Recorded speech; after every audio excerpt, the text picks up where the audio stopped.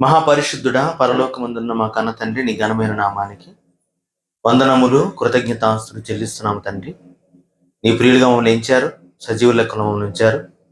ఈ వాక్యం పట్ల ఆసక్తిని కలిగించి విశ్వాస గృహంలోకి తోడుకుని వచ్చారని బట్టి వందనాలు చెల్లిస్తున్నాం తండ్రి.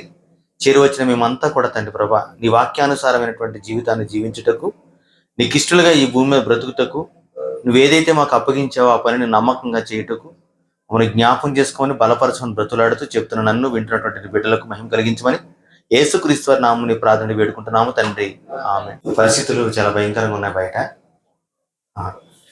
ఎందుకంటే క్రిస్మస్ ఏం తెచ్చినట్టండి? సందడి తెచ్చింది, పండుగ తెచ్చింది. ఈ పండుగని ఎలా సెలబ్రేట్ చేసుకోవాలా అని చాలా మంది చూడండి ఎన్నో ప్లాన్లు చేస్తారు. కింద నెల నుంచి ప్లాన్ చేస్తారు. దాని కొరకు షాపింగ్లు అంటారు అంతేనా. దాని కొరకు వేరే వగర కొనుక్కుని సంతోషించడానికి సిద్ధపడతారు. కాబట్టి క్రైస్తవులుగా మనం ఈ పనిలో ఉన్నప్పుడు చూడండి, క్రిస్మస్ అయిపోయింది, వేళ డ్యూటీకి వెళ్ళాం అందరూ అండి. చాలా మంది అడుగుతున్నారు, ఎలా చేస్తున్నారండి క్రిస్మస్? అడిగారండి, ఎలా చేస్తున్నారు క్రిస్మస్? బాగా చేస్తున్నారని అడుగుతారు వాళ్ళు. అంటే వాళ్ళు ఎలా అనుకుంటారంటే, ఒక పండగ వచ్చింది కనుక క్రైస్తవులుగా మీరు ఏం చేశారు? సంతోషించారేమో, ఆనందించారేమో, సందడిలో మునిగిపోయారేమో. ఆ సందడి యొక్క విషయాలు మాకు కూడా ఏం చేయరు తెలియజేయండి ఒకసారి. ఏం చేశారు, ఎక్కడికి వెళ్ళారు, ఏం తిన్నారు చెప్తారు, అడుగుతారు కదండి. ఏం వండుకున్నారు అడుగుతారు. అంటే ఒక క్రైస్తవుడిగా నువ్వు సమాజానికి పండగ అనేసరికి ఎలా కనబడుతున్నావు అంటే, ఒక ఆర్భాటంతోనూ సంతోషంతోనూ ఆనందిస్తున్నటువంటి వాడికి కనిపిస్తున్నావు. మరి ఇతరులు కూడా ఎలా ఉన్నారు? ఇతరులు అన్ని జనులు అనుకుందాం, ఎలా ఉన్నారు వాళ్ళు కూడా? వాళ్ళ పండుగ వచ్చినా సేమ్ నీకులాగే వాళ్ళు ఏం చేస్తారు? షాపింగ్ చేస్తారు. సేమ్ నీకులాగే వాళ్ళు ఏం చేస్తారు? డబ్బులు కూడా ఏం చేస్తారు? సిద్ధపరుచుకుంటారు.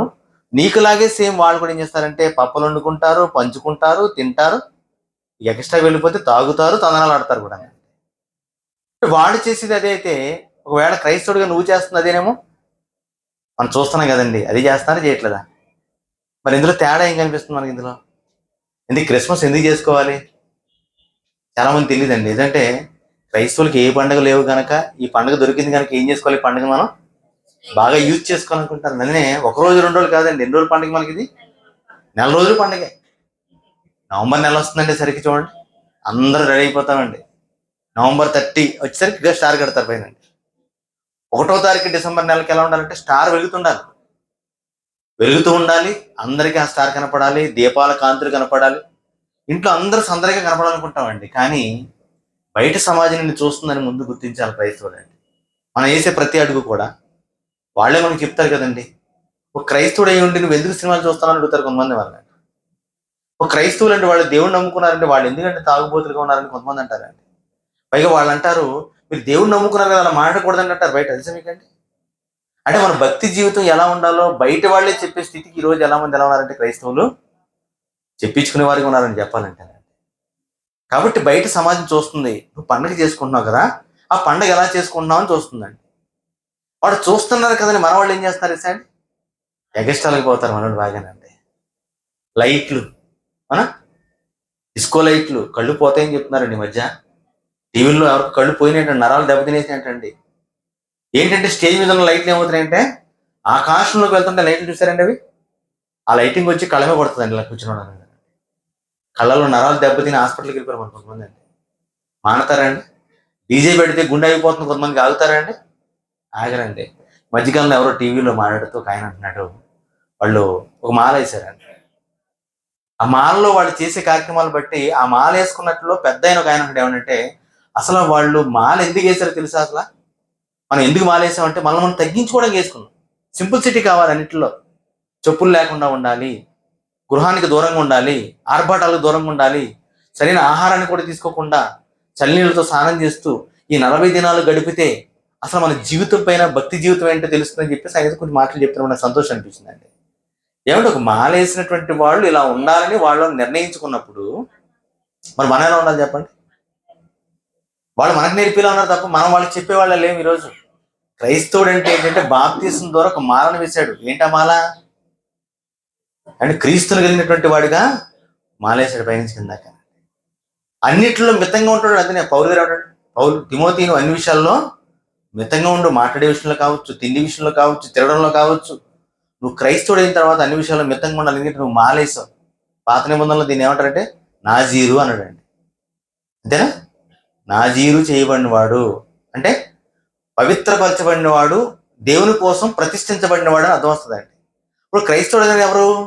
నాజీరు చేయబడినవాడు, ప్రతిష్ఠించబడినవాడు. మరి ప్రతిష్ఠించబడినటువంటి వీళ్ళు ఒక చోట గుంపుగా కూడిన తర్వాత ఈ పండుగను ఆచరించేటప్పుడు ఎలా ఉంది చెప్పండి? పండుగ సింపుల్ ఏమైనా ఉంటుందండి? వాడు చేసాడంటే వాడికంటే ఎక్కువ మేము ఏం చేయాలి? ఎక్కువ చేయాలి. ప్రయత్నం అండి, ప్రతి దాంట్లో ఎక్కువ. ఇంతకీ ఇవన్నీ ఎక్కువ చేయాలి, వాడికంటే ఇది చేయాలనుకున్న వాళ్ళు అసలు దేవుడు ఏం చెప్పాడని ఎప్పుడు ఆలోచించదండి. దేవుడు చెప్పిన దాన్ని చేయాలని అనుకోలేదు, అంతకు మించి చేయాలనుకున్నారు కాబట్టేనండి. కాబట్టి దేవుడు అన్నాడు మీరు అందరూ పాపుల్లా మారిపోయారు అన్నాడు. కారణం ఏంటంటే ఆజ్ఞాతిక్రమమే పాపం. ఏది చేయమన్నాడో అది విడిచిపెట్టి నువ్వు ఏది చేసినా పాపమే. ఏమంటేనా? వీధి నుంచి ఆ చివరి నుంచి చివరకు లైట్లు పెట్టామండి. కింద సంవత్సరం కంటే ఎక్కువ మందికి ఏం చేస్తాం మేము? చీరలు పంచామండి. అలా అయితే చిరిగిపోతే చీరలు మళ్ళీ గట్టిగా మాడతానండి.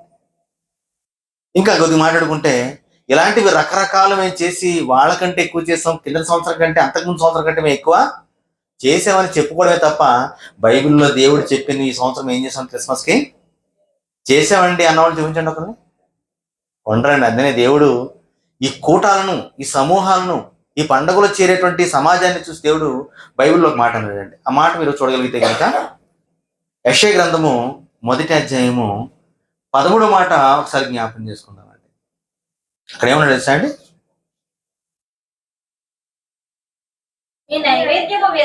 మీ నైవేద్యము వ్యర్థము, అది నాకు అసహ్యము పుట్టించు దోపార్పణము, దాన్ని ఇంకను తేకుడి. అమావాస్యు విశ్రాంతి దినమును సమాజ కూట ప్రకటనలు జరుగుతున్నవి, పాపులు గుంపు కూడిన ఉత్సవ సమాజమును నేను ఓర్చజాలను అన్నాడండి. పాపులు గుంపు కూడినటువంటి ఉత్సవ సమాజమును నేను ఓర్చలేను అన్నాడండి. ఎందుకు పాపులుగా మారారు వీళ్ళంతా కూడా? ఎందుకని? దేవుడి పేరు చెప్పుకున్నారు, దేవుని సన్నిధికి చేరారు, అంతవరకు బాగుంది. కానీ అక్కడి నుంచి ఏమైపోతున్నారు వీళ్ళు? ఇంకా ఏమండి, అక్కడి నుంచి తమ ఇష్టం. ఇంకా అక్కడి నుంచి తమకు ఏదైతే ఇష్టం ఉందో దాన్ని నెరవేర్చుకోవడం కోసం దేని వాడుకుంటున్నారు? చివరికంటే దేవుని సన్నిధిని కూడా ఉపయోగించిన స్థితికి వచ్చారు. మధ్యకాలంలో యూట్యూబ్లోని ఫేస్బుక్లో ఏవో వస్తున్నాయండి, అందులో డ్యాన్స్లు వేస్తున్నారండి, డీజే సౌండ్లు పెట్టుకుని. అది సినిమా పాట ఏమో అనుకుంటున్నాం, కాదండి. వెనకాల బ్యానర్ చూసే గుర్తవుతుంది ఏంటంటే క్రిస్మస్ ఆరాధన అంటండి. ఎందుకు అది క్రిస్మస్ ఉత్సవాలు అంటండి. ఎందుకు అవి అప్పుడు దాకా తెలియదు మనకి. ఆ బ్యానర్ లేకపోతే మొత్తం తెలియదు మనకి. అది డిస్కో డ్యాన్స్ ఏమో ఆట పాట అనుకుంటాం అని చెప్పాలంటే. పైగా ఎవరు వేస్తారంటే ఆడ మగ వేస్తున్నారండి. ఆడ మగ దేవుని చర్చిలో వేస్తున్నారండి. మరి ఇలాంటివన్నీ కూడా చేస్తూ దేవుడు సంతోషిస్తారండి ఇలాంటి వాళ్ళు చూసినప్పుడు. అంటే ఇలాంటి వాళ్ళు కూడుకున్నటువంటి సమూహాన్ని చూసి దేవుడు సంతోషపడలేదంటే ఏమన్నాడంటే పాపులు గుంపు కూడినటువంటి ఈ సమాజాన్ని ఎంత మాత్రం కూడా ఓర్చుకోలేకపోతున్నాను. అసలు వీళ్ళు ఎందుకు కూడుకున్నారో వీళ్ళకి తెలియదు. వాక్యాన్ని సమయిస్తారని వీళ్ళంతా కూడా. క్రిస్మస్ లో క్రీస్తు కనపడ్డాడు మనం చెప్పాలంటే ఖచ్చితంగా చెప్పచ్చు. ఏ ఊరు వెళ్ళినా, ఏ సభలు చూసినా చాలా ఆర్భటంగా ఉంటాయండి. కానీ అందులో మాస్టర్ గారికి ఇచ్చే సమయం ఎంతంటే ఒక పావుగంట చెప్పండి అయ్యారు అని చెప్పాలంటే అండి. పావుగంట చెప్పండి అయ్యారు. 20 నిమిషాలుగా నేను చెప్పాడు అనుకోండి, వెంటనే ఏం చేస్తారండి? ఇలా చేతులు చూపించారు, వాచ్లు చూపించుంటారు. ఏ అంటే మాకు రెడీగా ఉన్నారు పిల్లలు, మేకప్ వేసుకుని రెడీగా ఉన్నారు, డ్రెస్ వేసుకుని రెడీగా ఉన్నారు, వీళ్ళు డ్యాన్సులు వేయాలి. సమయం సరిపోదండి మాస్టర్ గారు. అవునా?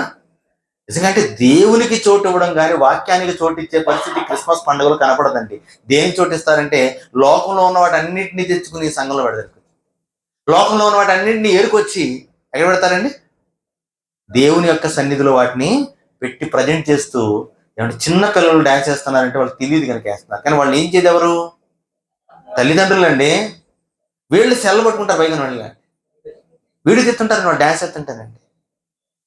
కొంతమంది వాక్యాలు చెప్పించడానికి ఎవరన్నా నిలబెడతారేమో అని చూస్తానండి. వాక్యాలు చెప్పించడానికి నిలబెడతారేమో, పిల్లలకు వాక్యాన్ని నేర్పి క్రిస్మస్ సందేశాన్ని అందించడానికి కనీసం కొద్ది మాటలు వినిపిస్తారేమో అనుకుంటే తీసుకొస్తారు కొంతమంది తల్లిదండ్రులు. అంటే ఏం చెప్పిస్తారు చెప్పండి? నేడు రక్షకుడు పుట్టి ఉన్నాడు, అదొకటే వాక్యం. అందుకని ఏ వాక్యాలు ఉండవు. ఇదే నా వాక్యం నువ్వు నేర్పించేది తల్లిదండ్రులుగా. కానీ ఆ ఒక్క వాక్యం నేర్పించడానికి నాన్న తిప్పలు పడతారండి. అది డ్యాన్స్ నేర్పించడానికి చూడండి, వాళ్ళ డ్రెస్సులు అండి. మధ్యకాలంలో దేవదూతల్లో తయారు ఏదో డ్రెస్సులు చూశానండి. వాటి కోసం ఎంత ప్రాక్టీస్ చేశారు, ఎంత ఖర్చు పెట్టారు అనిపించి నాకు ఆశ్చర్యం వేస్తుందండి. నిజంగా వాళ్ళ బ్రతుకులు బయట దేవదూతల్లో ఉన్నటువంటి దెయ్యాల్లో ఉంటాయి. దెయ్యాలే అక్కడికి వెళ్ళి ఏమేసేసాయంటే దేవదూత వేసాలంటే వాళ్ళు పెళ్ళిళ్ళ దగ్గర డ్యాన్స్ చేస్తారు. అక్కడ వెళ్ళి పెళ్ళిళ్ళ దగ్గర డ్యాన్స్ చేస్తారు, పెద్ద మనిషి దగ్గర డ్యాన్స్ చేస్తారు. ఎవరికి వచ్చి ఎక్కడ డ్యాన్స్ చేస్తారు? వీళ్ళు క్రిస్మస్ రోజు డ్యాన్స్ చేస్తారు. ఏమంటే ఇలాంటి వాళ్ళు అందరూ కూడుకుని దేవుడు సంతోషపడుతున్నాడా అండి? ఇవన్నీ సత్యాలండి. కాదని మీరు చెప్పండి. కాబట్టి ఇవన్నీ చూస్తున్నప్పుడు అనిపిస్తుందండి, ఒళ్ళు చిరాకు వస్తుందన్నమాట. అంటే ఇలాంటి వాళ్ళు వచ్చి దేవుని సన్నిధిలో ఎందుకు ఇలా చేస్తున్నారు అనిపిస్తుందండి. ఏమంటే నాకే ఇలా అనిపిస్తే, ఏమంటే నిజంగా మంచి మనసు కలిగినటువంటి మీకు అలా అనిపిస్తే దేవునికి ఎలా అనిపిస్తుంది చెప్పండి? దేవునికి చూడగలరండి మన దేవుడు అంటే? ఆయన దేవుడు అన్నాడు, మీరందరూ కూడుకుంటున్నారు, బలులు తెస్తున్నారు, అర్పణలు తెస్తున్నారు, నా కోసం ఎంతో కష్టపడి ప్రయాణాలు చేశారు, కానీ చివరికి ఏం చేస్తున్నారు? వీళ్ళంతా కూడా ఏం చేస్తున్నారు? ఏం రాయబడి చివరి మాట అండి అది? పాపులు గుంపు కూడినటువంటి ఉత్సవ సమాజం. చివరికి సమాజం అంతా ఎలా మారిపోయింది? ఉత్సవాలతో మునిగిపోయింది. ఏంటా ఉత్సవాలు ఎంతకని? పాపులు గుంపు కూడినటువంటి సమాజం. అని ఇష్టం అండి, ఇష్టం, వాళ్ళు ఇష్టం చేస్తారు కాబట్టి. కానీ బైబిల్ ఏం చెప్తుంది ఎప్పుడు ఆలోచిద్దామండి. 1 గంట సేపు మాకు వాక్యం చెప్పండి. ఈరోజు ఉదయం నుంచి సాయంత్రం వరకు మేము అనేక మంది పిలుస్తామండి. మేము వాళ్ళందరికీ క్రీస్తుని గురించి ప్రకటన మీరు చేయండి అని ఎవరిని చెప్తారనుకుంటారండి? ఎవ్వరు చెప్పరన్నారు. క్రిస్మస్ ఎక్కువ వాక్యం చెప్పడానికి సమయం ఇవ్వరండి. విచిత్రం ఏంటంటే అదే చెప్పండి. పాస్టర్లు కూడా ఈరోజు ఎలా మారిపోయారంటే, చాలా మంది దైవజనులు కూడా ఎలా మారిపోయారంటే, ఎగిరి దంచిన అదే కూలి, ఎగరకుండా అదే దంచిన కూలి. కాబట్టి ఏదో కొంతసేపు వాళ్ళు ఏం చేద్దాం? కాలక్షేపం చేద్దాం. ఒదికిని మొన్న బాధపడద్దు, ఆ వాక్యం చెప్పడానికి వెళ్తే నాకంటే ముందుగా ఒక ఆయనకి 20 నిమిషాలు వాక్యం టైం ఇచ్చారు. నాకు ఆయన వాక్యం చెప్పిన తర్వాత ఒకటే గుర్తొచ్చింది. ఏంటంటే మనిషి జీవితకాలం ఒక 60 సంవత్సరాలు అయితే వాడు నిద్రపోవడానికి ఎంత టైం పడుతుంది అంటే అందులో సగ జీవితకాలం అయిపోద్ది అంటే. అలాగే ఆయనకి ఇచ్చినటువంటి ఈ కాలంలోని హల్లెలూయా హల్లెలూయా హల్లెలూయా అంటే ఆయన కాలం అంతా కనిపించేది మొత్తం. ఆయన ఎంతో సేపు చెప్పినట్టు అనిపించింది మాకు కూడా. ఆయన టైం చూసి అంటాడు, నాకు ఇంకా 10 నిమిషాలు ఉందండి, 10 నిమిషాలు అయింది అన్నాడు. మళ్ళీ ఎందుకు చెప్పుకొచ్చాడండి? అన్ని జనులను తిడతాడు, దేవతలను తిడతాడు. ఎందుకు వచ్చి నాకు అర్థం కాలేదండి. నీకు ఇచ్చిన సమయంలో క్రీస్తుని గురించి సమాజానికి ప్రచురిస్తే, ఆ సమయాన్ని వినియోగించుకుంటే 10 మందికి క్రీస్తు రాకడి యొక్క ఔన్నత్యం ఏమవుతుందండి? తెలియడానికి అవకాశం ఉంటుందండి. ఆ పాటలతోని, అల్లలతోని, కేకలతోని, సౌండ్లతోని అసలు క్రీస్తు ఎందుకు వచ్చాడో సమాజం తెలియట్లేదు. వాళ్ళు చూస్తారు పాపం. అసలు క్రిస్మస్ అంటే ఏంటి అని చూస్తారు వాళ్ళు. క్రిస్మస్ అంటే ఏంటో తెలుసా? డ్రామాలు అంటున్నాం అంతా. క్రిస్మస్ అంటే ఏంటి? బయటికి వెళ్ళి ముందు తాగడాలు. క్రిస్మస్ అంటే ఏంటంటే అలా పోయి మంచి మాంసం తెచ్చుకుని వండి తినడానండి. ఏమండారని అడుగుతారు వాళ్ళు కూడా. ఇంతకీ ఏం చెప్తారని అడిగారు వాళ్ళు. ఏమండారంటే అని అడుగుతారు. విచిత్రం ఏంటంటే అసలు వాళ్ళ దగ్గరికి వెళ్తే మంచి వాక్యం చెప్తారని, క్రైస్తవులు అనేసరికి చక్కగా వాళ్ళు ఆ రోజు మంచి క్రీస్తుల గురించి సమాజానికి ప్రచురిస్తారనేటువంటి ఎవరు ఉన్నారా? నిజంగా క్రీస్తు ఎందుకు వచ్చాడో ఈరోజు సమాజానికి చాలా మంది తెలియదండి. దేవుడు చెప్తున్నటువంటి ఆ మాట ఒకసారి చూస్తే, గల్తీలు రాసిన పత్రిక 4వ అధ్యాయము 4వ వచనం చూద్దాం పిల్లలు ఒకసారి. గల్తీలు రాసిన పత్రిక 4వ అధ్యాయము 4వ వచనం చూసినట్లయితే ఒక మాట రాయబడింది ఇక్కడ. ఏమన్నాడంటే ఆయన, కాలము సంపూర్ణమైనప్పుడు దేవుడు తన కుమారుని పంపెను. కాలము సంపూర్ణమైనప్పుడు ఏమైందంటండి? దేవుడు తన కుమారుని పంపాను. కాలం సంపూర్ణం అయిపోయిందంటండి. కాలం సంపూర్ణం దేనికైంది? కాలం దేనికైందండి? దేవుడు అనుకున్నాడు ఈ భూమి ఒక పరలోకంగా ఉండాలి. పరలోకంగా ఉన్నటువంటి ఈ భూమి పైన నా పిల్లలుగా నా పిల్లలు ఎప్పుడు కూడా ఉండాలనుకున్నాడండి. కానీ ఆదాము అవ్వలు చేసినటువంటి పొరపాటుకి దేవుడు ఇచ్చాడు, కాలాన్ని పరిమితి పెట్టాడండి. మనిషి కాలానికి పరిమితి పెట్టాడు, జంతువుల కాలానికి పరిమితి పెట్టాడు, కాలానికి కూడా కాలం పరిమితి పెట్టాడు. ఇంత కాలం చాలనుకున్నాడు దేవుడు, అంతేనండి. ఆ కాలం పూర్తి అయ్యేసరికి మనుషులు చూసేసరికి మారతారనుకునేసరికి ఇంకా విచ్చలవిడిగా మారిపోయారండి. రేపులు చేసేవాళ్ళు, అత్యాచారాలు, మానభంగాలు చేసేవాళ్ళు, లేకపోతే దుర్మార్గంగా ప్రవర్తించేవాళ్ళు, బలత్కారులుగా ప్రవర్తించేవాళ్ళు, ఏది పడితే చేసేవాళ్ళు పెచ్చిరిల్లు పేరు తప్ప తగ్గలేదండి. చివరిగా ఒకసారి హెచ్చరిక చేద్దాం. ఎవరి ద్వారా? నా కుమారుడు ద్వారా. వెళ్ళినాయన లోకానికి, వెళ్ళినాయన నేను వెళ్తానని ఆయన ఇప్పుడు బయలుదేరి లోకానికి. అప్పుడు ఆ కాలాన్ని గురించి ఆయన వచ్చినటువంటి ఈ క్రిస్మస్ గురించి దేవుడు మాట్లాడుతున్నాడు. కాలము పరిపూర్ణమైనప్పుడు, కాలం ముగిసిపోయే కాలం ఎవరు తెలుసా? యేసుక్రీస్తు వచ్చిన విషయం తెలియజేయండి. ఇది మీకు తెలియాలి ఫస్ట్. ఎవరు తెలియాలండి? క్రిస్మస్ అంటే ఏంటి అర్థం? ఇప్పుడు ఫస్ట్ మాటలో మనకి కాలం అయిపోయింది, కాలం ఇక లేదు అంతే కదండి. అపోస్తులు బోధించింది ఇదేనా బోధ? వేరేమైనా బోధించారా? ఆయన రాబోతున్నాడు అన్న సంగతి కూడా అందులో ఉంది. ఆ మాట చెప్పాలంటే ఇక్కడ కాలం పరిపూర్ణ అర్థం ఏంటి? యేసుక్రీస్తు మొదట వచ్చాడు, ప్రచురించాడు, మన అందరినీ కూడా పరలోకానికి తీసుకెళ్ళిపోతాడు. అంటే కాలం లేదంటే కాలం లేదు. అంటే క్రిస్మస్ వచ్చి 2025 సంవత్సరాలు అయిపోయిందంటే కాలం ఉందంటారు. మరి ఇంకా అసలు కాలం లేదు చెప్పాలంటే. మరి భయపడాలా ఆనందపడాలి? అప్పుడు అయినా ఆనందంగా ఉంది మనకంటే. అర్థం ఏంటి చెప్పండి? క్రిస్మస్ అంటే ఫస్ట్ మనకు అర్థం కాలేదు. అసలు క్రిస్మస్ అంటే నీకు అర్థమైతే, కాలం పూర్తి అయిపోయిందన్న విషయం నీకు అర్థమైతే, సమాజానికి వెళ్ళి అందరికి చెప్తావు, ఆయన క్రీస్తు వచ్చి 2025 సంవత్సరాలు అయిపోయింది, ఆయన వచ్చి చెప్పాడంటే అప్పటికి కాలం పూర్తి అయిపోయింది, ఇంకా దేవుని కృపను బట్టి ఇంకేదో మనం బతుకున్నాం. కానీ రేపు ఎల్లుండో క్రీస్తు మరలా వచ్చాడంటే మనం ఏమైపోవాలి తెలుసా? నిత్యాగ్ని దండనకు వెళ్ళిపోవాలి. జాగ్రత్త. ఆనాటి కాలంలో ప్రకటన జరిగింది, ఈనాటికి జరుగుతుంది. ఇక ఎంతకాలం ఉంది ఎవరికి తెలీదు. జాగ్రత్త అని సమాజానికి ప్రచురించాల్సినటువంటి క్రైస్తవులు భయపడుతూ ఏం చేస్తారండి? భయాన్ని విడిచారు, బట్టలను కూడా విడిచారు. చివరి చెప్పాలంటే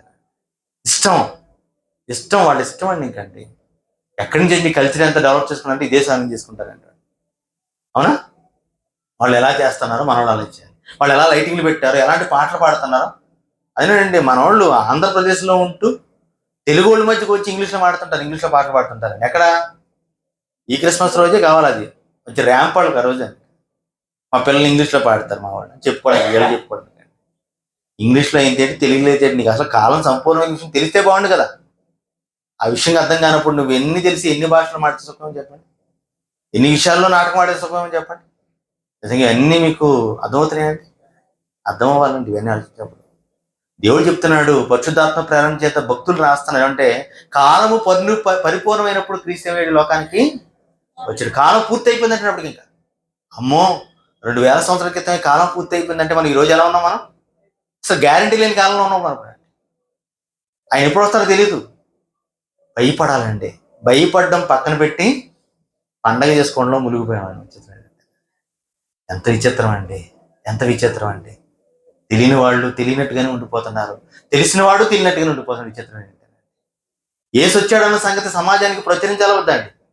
నిజమైనటువంటి బాధ్యత ఏంటి తెలుసా అండి? నీకు తెలిసినటువంటి క్రీస్తుని గురించినటువంటి వార్త, దేవుని వార్తను సమాజానికి ప్రచురించవలసిందే.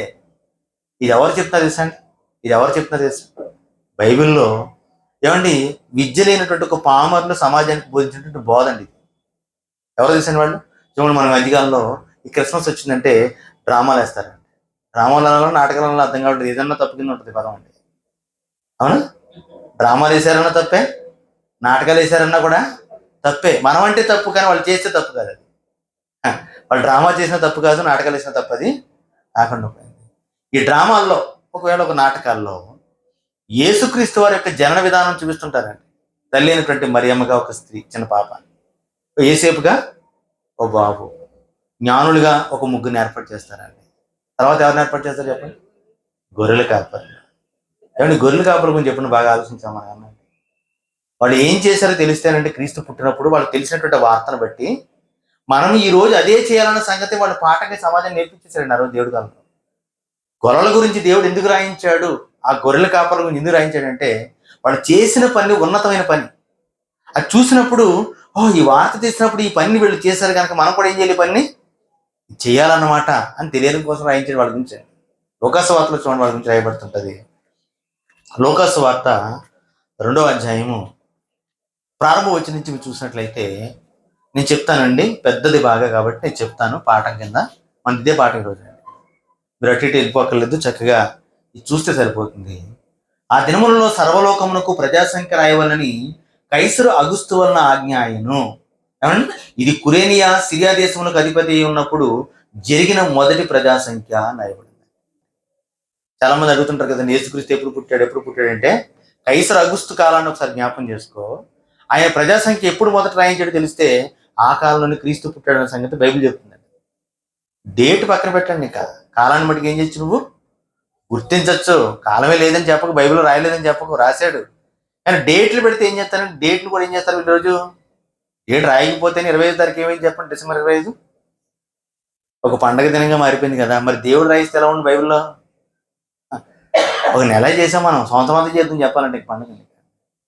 కాబట్టి ఇక్కడ ప్రజాసంఖ్య రాయబడినప్పుడు ఏమన్నా ఇక్కడ ఏసేపు గారు ఏమన్నా ఆ ప్రజాసంఖ్యలో రాయబట్టుకు మరియమ్మని ఎక్కించుకుని ఏమయ్యాడండి, వెళ్ళిపోయి బెత్లెహేం పట్టణానికి వెళ్ళిపోయాడండి. ఆ బెత్లెహేం గ్రామంలోకి వెళ్ళిపోయిన తర్వాత సత్రంలో ఉన్నారు. వాళ్ళంతా కూడా ప్రజాసంఖ్య జరిగిస్తున్నారు.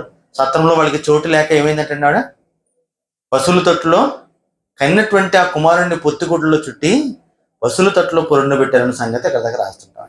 ఆ తర్వాత జరుగుతున్నటువంటి సందర్భం ఏంటంటే 8వ వచనంలో, ఆ దేశంలో కొందరు గొర్రెల కాపరులు పొలములో ఉండి రాత్రి వేళ తమ మందలను కాచుకొనుచుండగా ప్రభు దూత వారి యొద్దకు వచ్చి నిలిచెను. ప్రభు మహిమ వారి చుట్టూ ప్రకాశించినందున వారి మిక్కిలి భయపడిరి అని రాయబడింది. వాళ్ళు ఎలాంటి వాళ్ళు అంటే వాళ్ళు గొర్రెల కాపరులుగా ఉన్నారండి. వాళ్ళంతా కూడా ఎక్కడ ఉన్నారు వాళ్ళంటే ఊరికి చివర దూరంగా ఉంటారండి. వాళ్ళు ఊర్లో కళ్ళంగా వీల్లేదా అంటే లేదు, వీళ్ళు ఉండకూడదు వాళ్ళు. ఎందుకంటే వాడు చేసేటువంటి ఆ యొక్క డస్ట్ ఉంటే చూసారండి, వాటి నుంచి వచ్చే కంపు కానీ సమాజానికి అవసరం లేదు. వాళ్ళు ఎక్కడ ఉండాలంటే ఊరి చివరు ఉండాలి. గొర్రెలు కాసుకునే దగ్గర వాసన చాలా భయంకరంగా ఉంటుంది అంటండి. చాలా మంది చెప్తే విన్నాను నేను కూడా. వాటి దగ్గర వచ్చే కంపు కూడా భయంకరంగా ఉంటుందండి. అని మాంసం ఏంటి చేస్తారు చాలా మంది, మాంసాన్ని వాటికి చాలా ప్రీతిగా తింటారు చాలా మందికి. మాంసం అయితే కావాలి కానీ వాటి వాసన అయితే మట్టి చాలా మందికి నచ్చదు. ఇది కూడా పాఠమేనండి. యేసుక్రీస్తు వారి గురించి చెప్తున్నప్పుడు ఒక గొర్రె వల్లే మౌనంగా ఇన్సిడెంట్ అయినా ఉన్నాడంటండి ఆయన. దాని గురించి కూడా పాఠం మాడుకోవచ్చు తర్వాత అవకాశం ఉంటుంది. ఇక్కడికి వచ్చేసరికి వాళ్ళు గొర్రెల కాపరులు ఊరి చివరున్నారు. మందలు కాచుకుని చుండగా వాళ్ళు ఏం చేస్తారంటే ప్రభు దూత వాళ్ళ మధ్యకి వచ్చింది. ప్రభు మహిమ వారి చుట్టూ ఏమైందంటండి ప్రకాశించను గనుక ప్రభు తర్వాత మిక్కిలి భయపడ్డారంటండి. అయితే ఆ దూత భయపడకుడి, ఇదిగో ప్రజలందరికీ కలగబోవు మహా సంతోషకరమైన సువార్తమానము నేను మీకు తెలియజేస్తున్నాను. ఈ పాయింట్ బాగా రాసుకోండి, ఈ పాయింట్ గుర్తుపెట్టుకోండి. ప్రజలందరికీ కలగబోయేటువంటి మహా సంతోషకరమైనటువంటి శుభవర్తమానం అంటండి. ఏంటా వర్తమానం? చూడండి, కిందకి వెళ్ళేసరికి రాస్తుంటాడు, దావీదు పట్టణం ముందు నేడు రక్షకుడు మీ కొరకు పుట్టి ఉన్నాడు. ఈయన ప్రభువైన క్రీస్తు. దీనికి ఆనవాలు ఇదే, ఒక శిశువు పొత్తుగుడ్లలో చుట్టబడి ఒక తొట్టులో పండుకుని ఉండుట మీరు చూచిదరని వారితో చెప్పాను. వెంటనే పరలోక సైన్య సమూహము ఆ దూతతో కూడా ఉండి సర్వోన్నతమైన స్థలములలో దేవునికి మహిమయు ఆయనకి ఇష్టమైనటువంటి మనుషులకు భూమి మీద సమాధానం కలుగునుగా కానీ దేవునికి స్తోత్రము చేయిచుండను. కనిపించేయండి అంత కూడా. ఇదంతా తెలుసుగా చిన్నప్పుడు మనం బాగా విన్నాం కదండి. ప్రత్యేకంగా చెప్తుంటే మీకు ఆశ్చర్యంగా ఉండొచ్చు ఒకవేళ. కానీ అక్కడ గొర్రెలు కాచుకునేటువంటి కాపర్లు చేసినటువంటి పని ఏంటంటే వాళ్ళకు ఒక వార్త వచ్చింది. ఏంటి ఆ వార్త అంటే ప్రజలందరికీ కలగబోయేటువంటి గొప్ప సువార్త అంటే, సంతోషకరమైన వార్త. ఏంటి ఆ వార్త అంటే క్రీస్తు జన్మించి ఉన్నాడు. గుర్తించండి, క్రిస్మస్ వచ్చింది, అంతేనా? క్రిస్మస్ వచ్చింది. ఏంటా క్రిస్మస్ ఏంటంటే క్రీస్తు జన్మించాడు. ఆయనకి మీరు గుర్తుపట్టాలంటే ఏమండి వెళ్ళండి బెత్లెహేం పట్టణం వెళ్తే అక్కడ ఒక ఆయన పొత్తుగుట్లు ఏమవుతాడు, చుట్టబడి పశువుల తొట్టులో పొరండు బట్టి ఉంటాడు. ఆయన మీరు చూస్తే ఆయన గుర్తించండి, ఆయన క్రీస్తుని చెప్పారండి. అంటే ఏం చేసిందటండి, పరలోక సైన్య సమూహం అంతా వచ్చిందటండి. మాట అంటారు, ఏమన్నారు వాళ్ళు? ఏమన్నారమ్మ అక్కడ?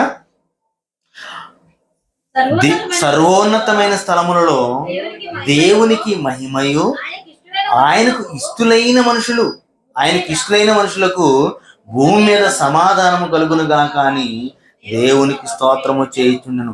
ఆ దూతలు తమ యుద్ధ నుండి పరలోకమునకు వెళ్ళిన తరువాత ఆ గొర్రెల కాపరులు జరిగిన ఈ కార్యము ప్రభు మనకు తెలియజేయించి ఉన్నాడు. ఏం జరిగిందంటే ఇది ఎవరి వల్ల కలిగింది? ఈ ప్రకటన విన్నటువంటి వార్త ఎవరి వల్ల కలిగింది? ఇది మనుషుల వల్ల కలగలేదు. ఎవరి వల్ల కలిగిందంటే దేవుని వల్ల కలిగింది ఇది అని గుర్తించారు వాళ్ళని. అంత గొప్ప వాళ్ళు ఉండాలండి. ఈరోజు వాక్యం వింటున్నారంటే ఎవరి వల్ల కలిగింది మీకు వాక్యము? ఎవరి వల్ల వింటున్నారు మీరంతా కూడా? దేవుని వల్ల వింటున్నారు అంతే. దేవుని వల్ల అంటే రాయబడినటువంటి ఈ మాటలు ప్రచురం అవుతున్నాయి కాబట్టి ఇది దేవుని వల్ల కలిగింది. ఇది ఉన్నది ఉన్నట్టుగా సమాజానికి ప్రచురిస్తున్నాం కాబట్టి ఇది దేవుని వల్ల జరుగుతున్నటువంటి ప్రకటన ఇదంతా కూడా.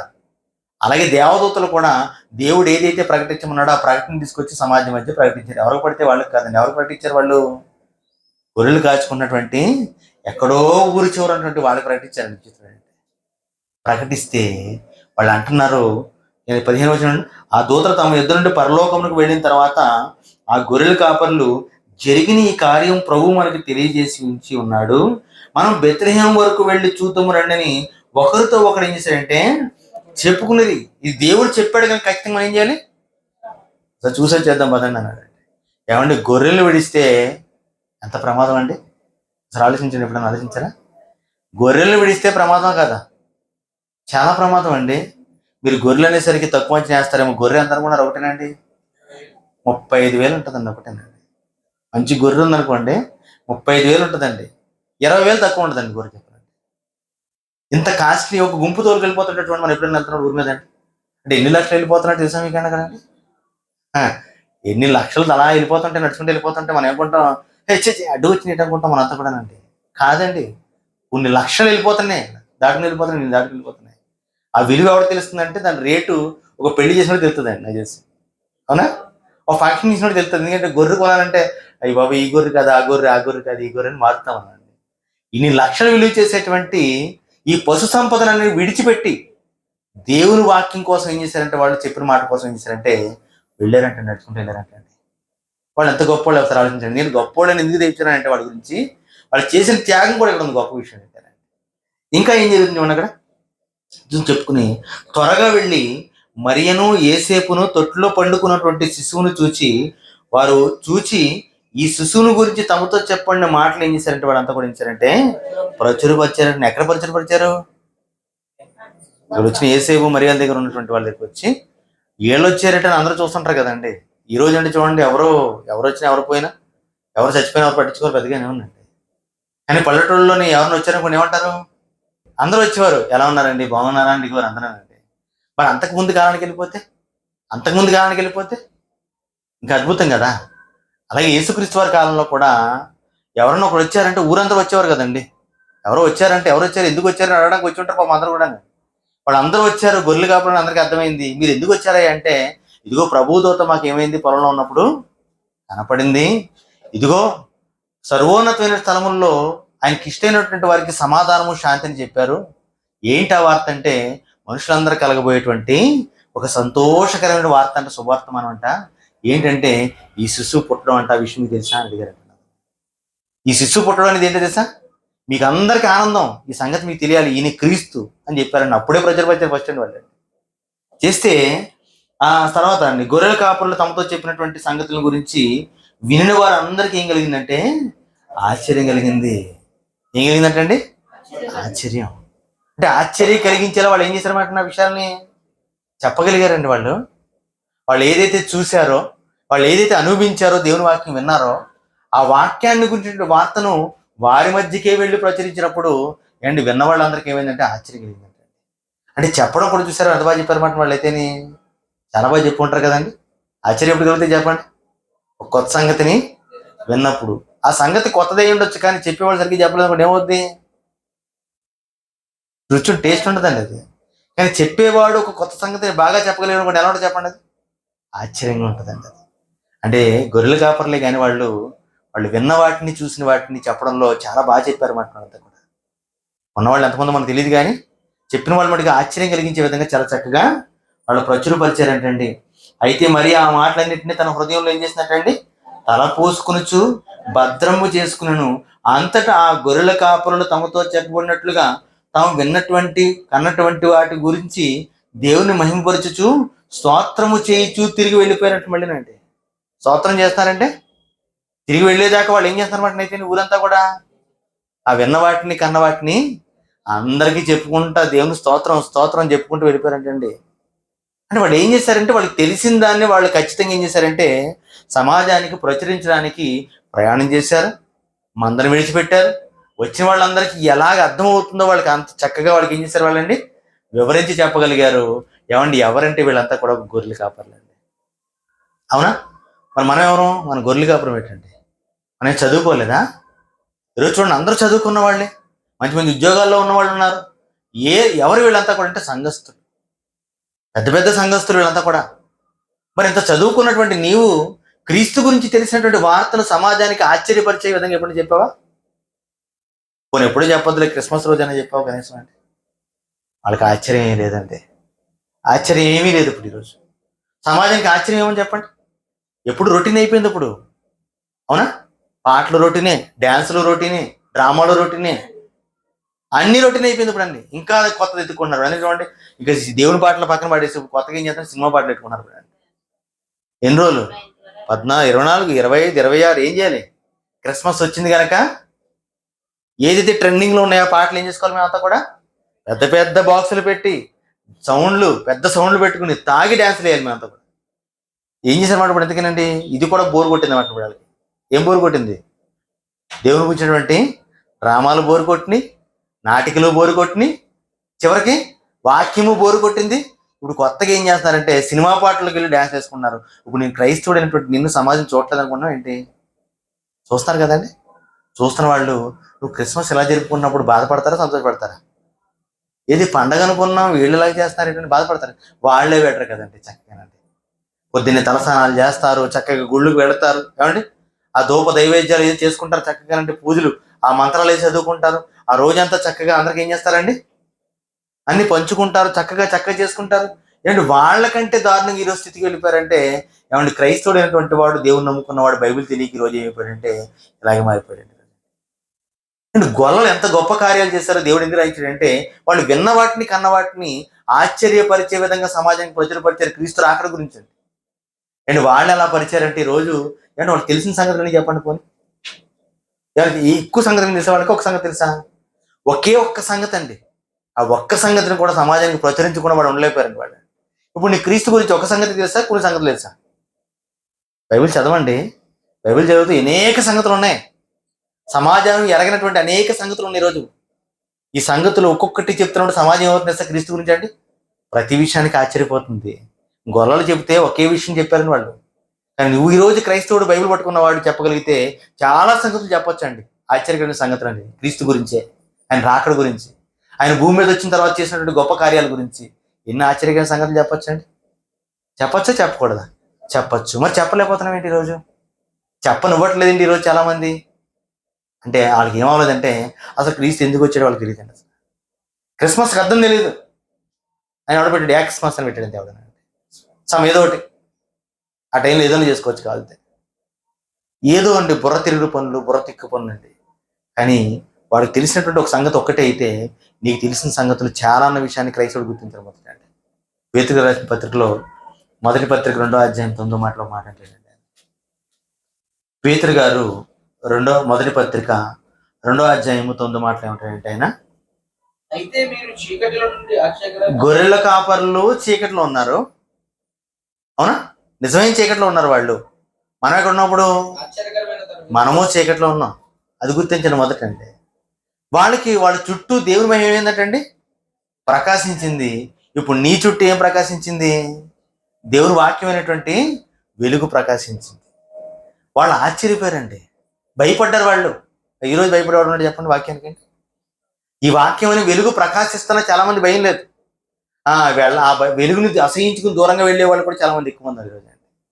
ఏంటండి అయితే మీరు చీకట్లో నుండి ఆశ్చర్యకరమైన తన వెలుగులోనికి మేము పిలిచిన వాడి గుణాతిశయాలను ప్రచురించాలంటండి. ఏం చేయాలంటండి? మనం పిలుచుకున్నాడు కదా వాక్యంలోనికి, వాక్యం వినిపిస్తున్నాడు కదా. ఈ వెలుగులోనికి వచ్చిన నీవు, గొల్లలు కూడా వెలుగులోకి వచ్చారు, వాళ్ళు ప్రచురించారు, వాళ్ళు తెలిసిందండి. ఈరోజు నువ్వు కూడా ఏం చేయాలన్నమాట? అయితే ఇప్పుడు ఈ వెలుగుల గురించి ఏంటి? ఆ వెలుగు అంటే యేసుక్రీస్తునండి. జీవమునిచ్చు వెలుగు అనండి. జీవమునిచ్చు వెలుగు. ఎవరా వెలుగు అంటే యేసుక్రీస్తే. ఏమిస్తాడైనా? జీవాన్ని ఇస్తాడైనా. అలా జీవాన్ని ఇచ్చేటువంటి వెలుగుల గురించి నువ్వేం చేయాలంటే సమాజానికి కూడా ప్రచురించాలంటండి.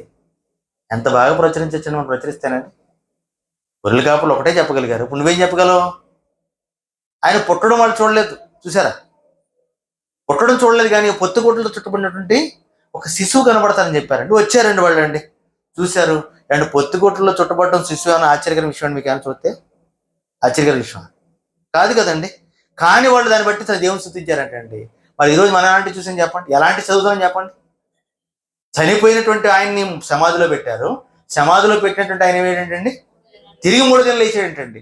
ఇది ఎంత గొప్ప ఆశ్చర్యకరమైన సంగతి అండి. ఇది సమాజానికి ఎంత గొప్ప చెప్పొచ్చండి సంగతి అండి.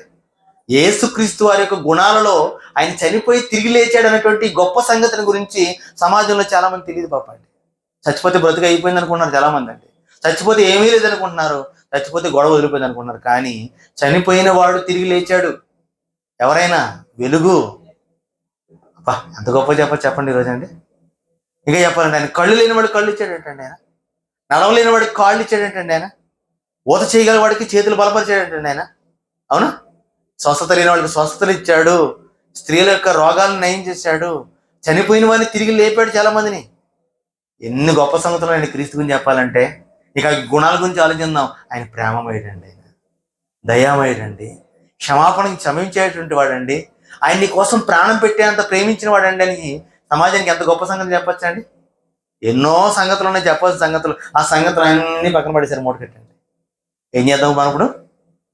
డీజే కొట్టు, అంతేనా, దెబ్బలు కొట్టు, కొత్తగా ఏదో పాట పెట్టారు మళ్ళీ మంచిగా. ఇది అవసరమా? అప్పుడు క్రైస్తవుడైనటువంటి నీకు దేవుడు ఒకటి రెండు సంగతులు కాదు, ఎన్ని సంగతులు చెప్తున్నాడు? గొప్ప గొప్ప సంగతులు, ఆశ్చర్యమైన సంగతులు బైబిల్లో ఎన్నో సంగతులు ఉన్నాయండి. ఒక్కొక్క సంగతి గురించి, దేవుని యొక్క లక్షణాల గురించి, గుణాతిశయాల గురించి సమాజానికి ప్రచురించడం ప్రారంభిస్తే నీ ఆయుష్కాలం సరిపోదు. ఒకరోజు కాదు పండగ, జీవితాంతం పండగ ప్రభు గురించి ప్రకటించాలంటేనండి. ఇన్ని గొప్ప సంగతులు ప్రచురించగలిగినటువంటి వాడిగా నీకు దేవుడు ఇంత జ్ఞానాన్ని ఇస్తే, వీటన్నిటిని పక్కన పెట్టి పండగ పేరుట ఈరోజు చేసే పనులు చెప్పండి ఈరోజు అని.